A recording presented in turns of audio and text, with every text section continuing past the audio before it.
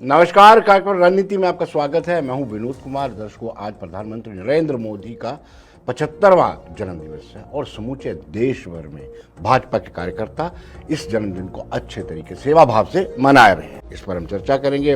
Doctor आशीष आंडा हमारे साथ जुड़ चुका है, बीजेपी से ताल्लुक रखता है। जगदीप सिंह प्रवक्ता हैं कांग्रेस के। अभिषेक अहलावत जो पॉलिटिकल एक्सपर्ट हैं, डॉक्टर अभिषेक।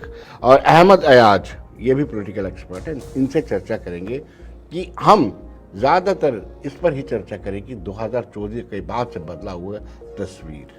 हांडा साहब, आपको भी मुबारक हो और सबका स्वागत है हमारे कार्यक्रम में। शुरुआत हांडा साहब से करेंगे। हांडा साहब, आप इसको कैसे देखते हो? आज पूरे देश भर में प्रधानमंत्री नरेंद्र मोदी का जन्म मनाया जा रहा है।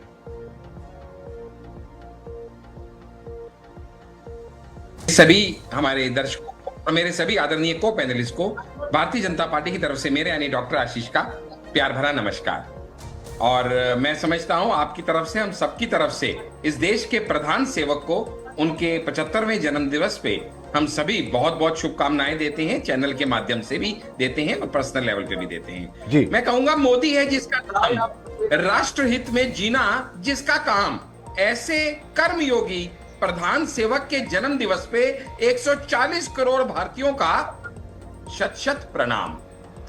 मोदी आज की डेट में सिर्फ एक नाम नहीं है विनोद जी, जैसे कि कुछ लोगों को लगता होगा। मैं कहूंगा मोदी एक आस है कि एक ना एक दिन जल्दी ही भारत विश्व गुरु बन के रहेगा।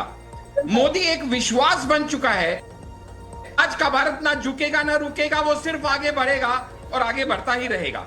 मोदी आज की डेट में एक प्रयास का पर्यायवाची बन चुका है कि पंक्ति में खड़े आखिरी व्यक्ति को सरकारी स्कीमों का लाभ मिलेगा और मिलके रहेगा। मोदी आज की डेट में ऐसे first non Congress prime minister बन चुके हैं जिन्होंने इतना लंबा term as a prime minister किया है, और second longest serving prime minister बन चुके हैं नेहरू जी के बाद इस देश के।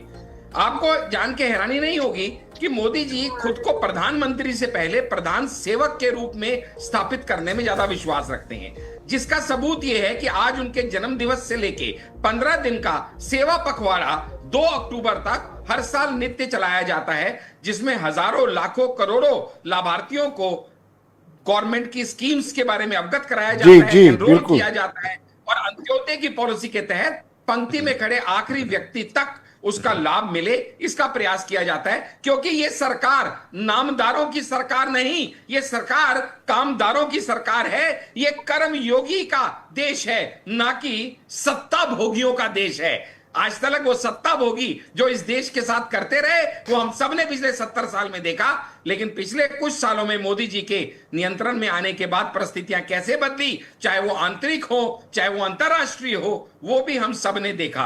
बाकी कुछ तो लोग कहेंगे, लोगों का काम है कहना, जो शादी में एक वो कहते हैं ना, एक वो ललिता पवार टाइप के लोग होते हैं जिन्होंने हर चीज में बानी मारनी है, कुछ ना कुछ गलती ढूंढनी है, किसी ना किसी बात पे स्यापा मचाना ही मचाना है। वो रुदाली का रोल प्ले करते रहेंगे, उससे ना हम विचलित होंगे ना ये देश अब उनकी बात। हांडा साहब, जगदीप जी पूरी तैयारी में, आप टेंशन मत लीजिए। रही बात भाई, हमने प्रधानमंत्री, अपनी तो पार्टी का संधि प्रधानमंत्री विच्छेद किया, तुम अपनी पार्टी का करो ना। तुम हमारी पार्टी का काहे कर रहे हो यार? अपनी हालत देखो, कहां से कहां आ गए। लेकिन रस्सी जल गई, बल नहीं गया।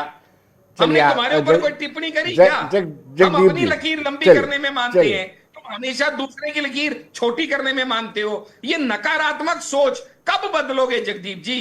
बदल जाओ ये दुनिया वालों, नहीं तो मिट जाओगे। छोड़ो ना यार, किसने क्या किया नहीं किया, ये बताओ। 11 साल बेमिसाल रहे कि नहीं रहे, इसके ऊपर क्या कहोगे? 11 साल बेमिसाल है कि नहीं है? जी बिल्कुल, आप सही कह रहे हैं। टीम का मतलब ही है TEAM, टुगेदर एवरीवन अचीव्स मोर। इसलिए टीम वर्क ही सही मायने में कामयाबी का गुरु मंत्र है। लेकिन फिर बात वहीं आती है, नेतृत्व किसका? किसी ना किसी को तो इंजन बनना पड़ेगा, और वो इंजन जिस स्पीड पे चलेगा, बाकी डब्बे खुद ब खुद उसी स्पीड पे चलने लगेंगे। जिस दिशा में चलेगा, बाकी डब्बे खुद ब खुद उसी दिशा में चलने लगेंगे। तो कुल मिला के नेतृत्व क्षमता जो है मोदी जी की, वो अतुलनीय रही है। यहां पे मेरे दोनों आदरणीय पैनलिस्ट जो पॉलिटिकल एक्सपर्ट्स हैं, उन्होंने एक शंका जताई कि भाई इस चीज पे हम सहमत नहीं है, उस चीज पे सहमत नहीं है, उस चीज पे सहमत नहीं है। मैं उनकी हर बात को सिर माथे पे रखते हुए उनकी हर ऑब्जेक्शन को मानता हूं। देखिएगा, इस बात को हमें समझना पड़ेगा कि हर किसी को मुकम्मल जहां नहीं मिलता, कहीं जमीन तो कहीं आसमान नहीं मिलता। Perfection is only in dictionary. Real मायने में परफेक्शन कुछ नहीं है। There is always a scope for betterment. हम एक डेवलप्ड नेशन नहीं, एक डेवलपिंग नेशन है। हम उन्नति के पथ पे अग्रसर हैं। हम धीरे धीरे अपनी कुरीतियों और कमियों को दूर करते जा रहे हैं, जिसका सबूत यह है कि आज क्योंकि 17 सितंबर है, तो 17 तारीख के चलते मैंने 17 पॉइंट ऐसे बनाए हैं कि मोदी जी ने इस देश के लिए क्या किया। संक्षेप में बताने के लिए आपकी अनुमति चाहूंगा। सबसे पहले गरीबों की बात करूं तो क्या 4 करोड़ पक्के घर नहीं बनाए गए? क्या 81 करोड़ को फ्री राशन नहीं दिया गया? क्या 25 करोड़ को गरीबी रेखा से ऊपर नहीं ले जाया गया? अगर मैं युवा की बात करूं तो क्या 490 यूनिवर्सिटीज नहीं बनाई गई? 8100 नए कॉलेज नहीं बनाए गए? 1.6 करोड़ का स्किल डेवलपमेंट नहीं दी गई? 1.6 लाख स्टार्टअप नहीं किए गए? अगर मैं किसानों की बात करूं, 3.7 लाख करोड़ को पीएम किसान में फायदा मिला। एमएसपी में 150% की वृद्धि मिली। पीएम फसल बीमा योजना में 2.25 लाख करोड़ को फायदा मिला।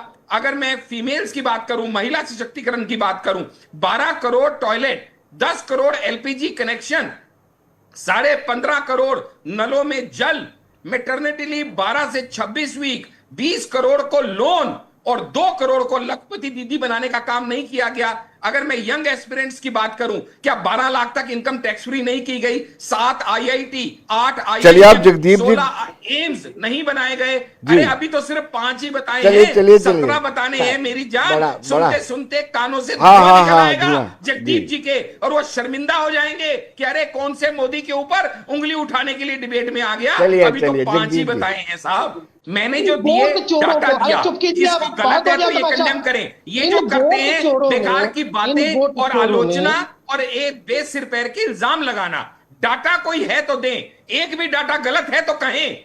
बेकार की कहानियां कहेंगे तो मैं उसका उत्तर जरूर दूंगा। कहां प्रूव हुआ वोट चोर? कहां प्रूव हुआ वोट चोर? ये बताओ। ऐसे सिर्फ बेजुबान धोखे लोग इल्जाम हैं, लगाना, कभी- गाली आशीष जी, गलौज मैं करना, सहमत हूं तो जगदीप यही भाई से। है। आपको आपकी पार्टी कहां वोट प्रूव चोर हुआ है। वोट चोर ये बताइए। मैंने कहा ना, हम लोग वोटों की अब चोरी सुनिए नहीं जरा। करते, हम लोग अब जरा दलों की सुनिए। चोरी नहीं करते, हम लोग तो सिर्फ दीजिए दिलों की टिप्पणी चोरी नहीं करते हैं। करनी है। दर्शकों, बने रहिए देश दुनिया की खबरों के लिए और मुझे दीजिए इजाजत। नमस्कार।